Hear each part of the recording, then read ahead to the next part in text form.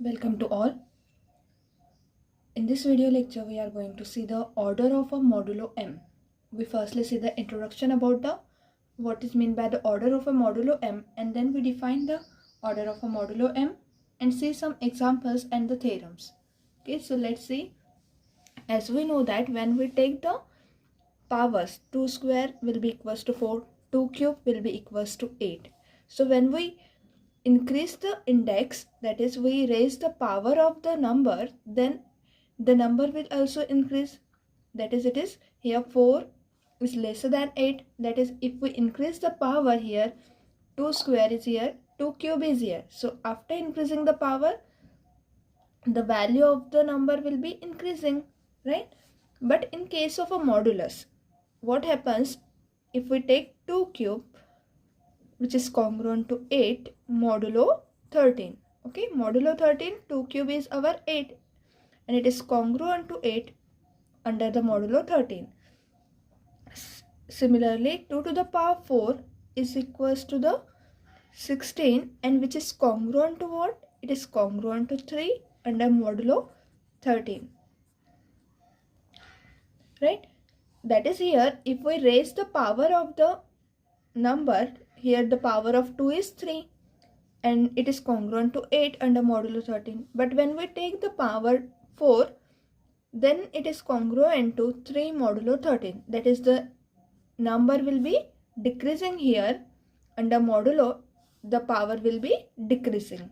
Okay, so we have to make the power up to 1 or 0. We are interested in a power.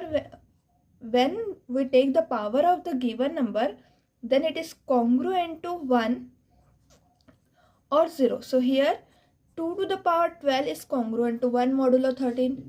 We can say because 13 is a prime number. So by using the Euler theorem, we know that 2 to any a to the power 5 of m will be congruent to 1 under modulo m.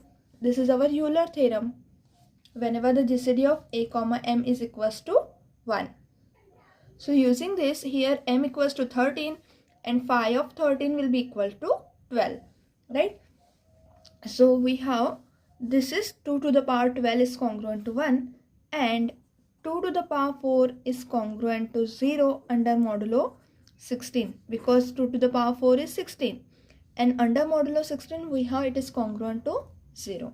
Okay, so what happens here is that the power of 2 to the power 12 is congruent to 1. That is, there is no integer which is lesser than this power 12, okay, which gives you a 1 under modulo 13. Okay, that is, here we get 2 cube equals to 8, 2 to the power 4 equals to 3, and we again take 2 to the power 4 multiplied by 2 to the power 4, that is nothing but 2 to the power 8, and it is not again equal to the 1. Okay, so this is a least number. 12 is the least number. When we take the power of 2, it is congruent to 1 under the modulo 13. Okay, so the order of a modulo m is nothing but when we take the power of any given number, we get a 1 within a modulo m. Okay, so let's see the definition, how we define the order of a modulo m. Definition: let small a and small m be positive integer with the GCD of a comma m equal to 1, that is, they are both co-prime, then the order of a modulo m is the least positive integer n such that a to the power n is congruent to 1 modulo m. Okay, so here we have a is any integer, m is any positive integer such that their GCD will be equals to 1. Then we define the order of a modulo m is the least positive integer n such that what is given that order is a least positive integer, that is the smallest integer that gives a to the power n will be congruent to 1 modulo m. Okay, that is we have to find the powers of a, and the powers of a which gives a congruent to 1 under modulo m, then this power small n is called as the order of a modulo m. Okay, now let's see we write in a notation form, we denote the order as the order of a modulo m is n, and we denote it as order of a under modulo m. In this form we denote the order of a given integer a under the modulo m, and which is given that it is equals to n here. Okay, let's see the example. For example, 2 cube. What is 2 cube equals to? 2 cube equals to 8, and 8 is congruent to 1 under modulo 7. Okay, so here 2 cube is equals to 8 and which is congruent to 1 modulo 7. What this implies that? This implies order of 2 under modulo 7 will be equals to, the power of 2 is here is 3. Okay, so order of 2 under modulo 7 is 3, or we can write the order of 2 modulo 7 is 3. Okay, now we see first example. This is our second example, that 3 to the power 4 is congruent to 1 modulo 5. Again, by using the same theorem that a to the power 5 of m is congruent to 1 modulo m, this is our Euler's theorem, and therefore here 5 is a prime number, so 5 of 5 will be equals to 4, and therefore 3 to the power 4 is congruent to 1 modulo 5. Okay, and hence we can say that here 4 is the least positive integer. We get here that the power of 3 will be gives a 1, and therefore we can write the order of 3 under modulo 5 will be equals to 4. Okay, so here the power of 3 will be 4, and therefore the order of 3 modulo 5 equals to 4. Okay, so in this way we can find the order which gives a, let's see the remark here, that the GCD of a comma m is equals to 1 is mandatory. That is, this is possible, that is we can say that the order of a will be n modulo m whenever the GCD of a comma m is equals to 1. Also, this is our first remark, and the second remark is that here we require n should be a least positive integer. What it means? If we have any number that gives a to the power r equal, that is congruent to 1 modulo m, then here this r should be lesser than r lesser than n. So for any number r which is smaller than n, this is not possible. Okay, that is a to the power r is not congruent to 1 modulo m. That is for any number which is smaller than n, if we take the power of a, then it is not congruent to 1 modulo m. Okay, let's see some results on this topic, that is our order of a modulo m. We see some results. So here we have to show that order of a modulo m will be equals to n, and this order of a modulo m is always less than or equal to phi of m. So we can use here the Euler's theorem to prove this. So what is given that here in a proof we write, we have given that let the order of a modulo m will be equals to n, and hence what this implies, the order of a modulo m will be equals to n, and therefore what this implies that a to the power n equals to 1, that is it is congruent to 1 modulo m. Okay, so here what is n is here, n is a least positive integer, hence we can say that whenever the order of a modulo m equals to n, means there is a least positive integer n such that a to the power n is congruent to 1 modulo m. We give this as equation number 1. Also by Euler's theorem, we have a to the power phi of m is congruent to 1 modulo m. Okay, and what this implies that by comparing the equation 1 and 2, we have here a to the power n is congruent to 1 modulo m and a to the power phi of m congruent to 1 modulo m. But n is the smallest, that is, it is a least positive integer.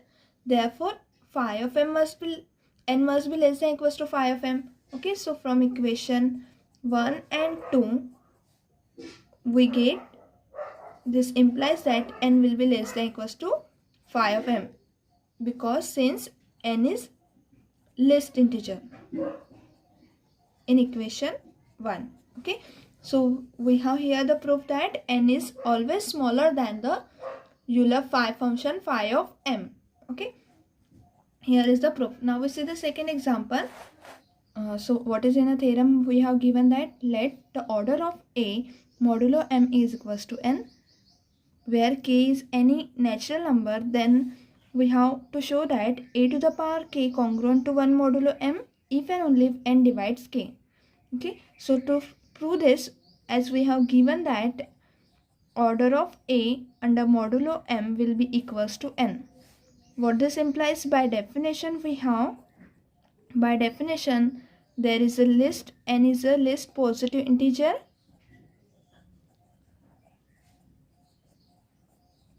which satisfied the a to the power n is congruent to 1 modulo m.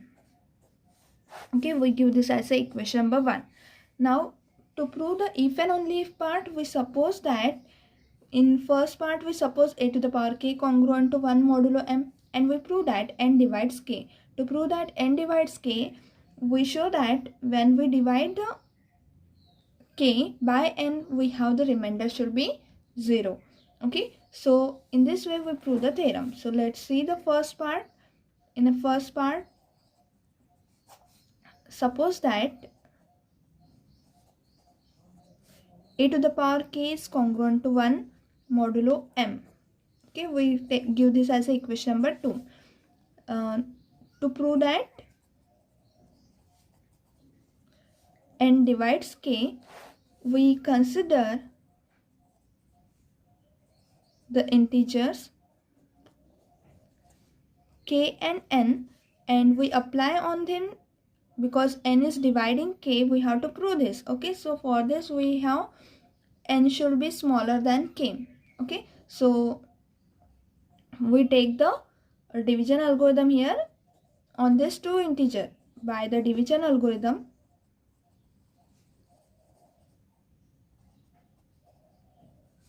we write k will be written as q into n plus r, because we have to show that, we have to prove that n is dividing k.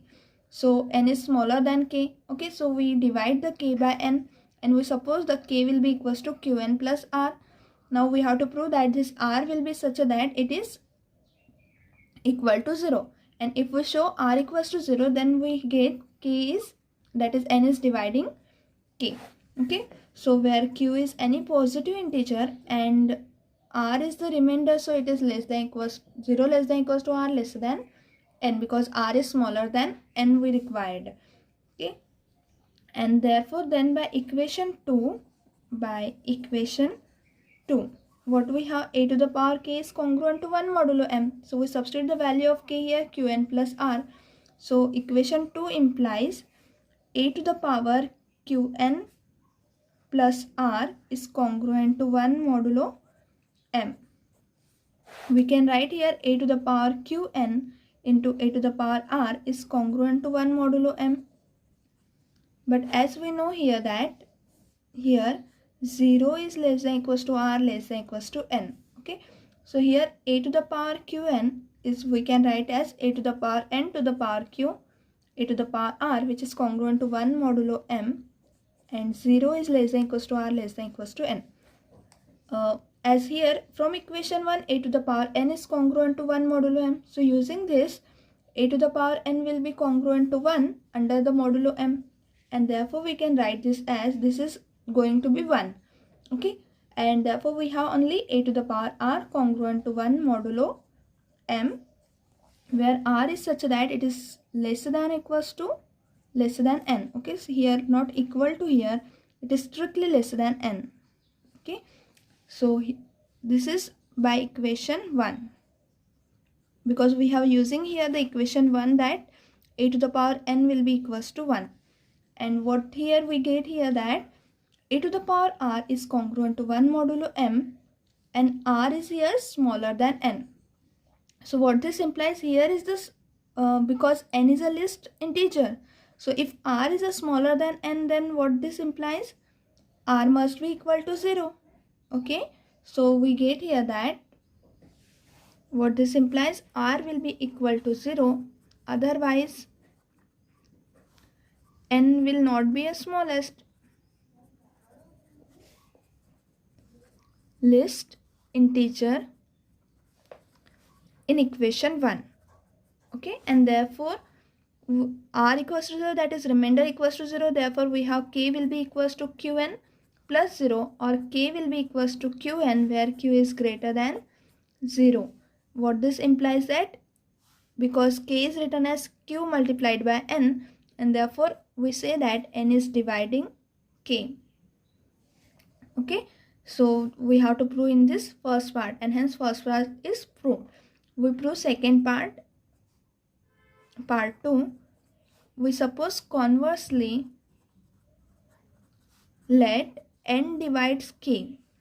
What this implies that k is equals to n into b for some integer b, and raising the power, because n is dividing k, so k can be written as n into b by the definition of the division, and therefore here we can write k equals to nb. We can substitute this value in the equation 1 point, that is in equation 2. So we get here that raising the power in equation 1 by b we get. Okay, so because equation 1 is our a to the power n is congruent to 1 modulo m. This is our equation 1. Now we raise here power by b, so a to the power n to the power b is here congruent to 1 to the power b modulo m.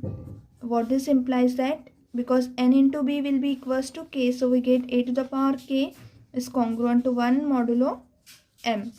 Okay, so this implies that we get here the required result that a to the power k is congruent to 1 modulo m, since k will be written as n into b.